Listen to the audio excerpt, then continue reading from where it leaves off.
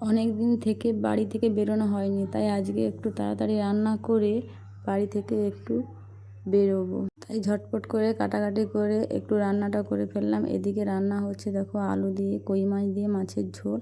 আর ওদিকে রান্না হয়ে গেছে কুদলি আলু ভাজা। ভাতটা আগে হয়ে গেছে।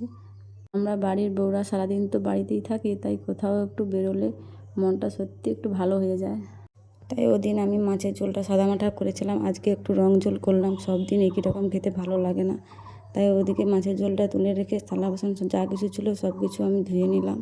কোথাও বেরোনোর আগে সব কিছু কাজ সেরে নিয়ে তারপরে বেরোনো ভালো। এসে কিন্তু কোনো কাজ করতে ভালো লাগে না, তাই ঝটপট করে যা কিছু কাজ ছিল সবই সেরে নিলাম।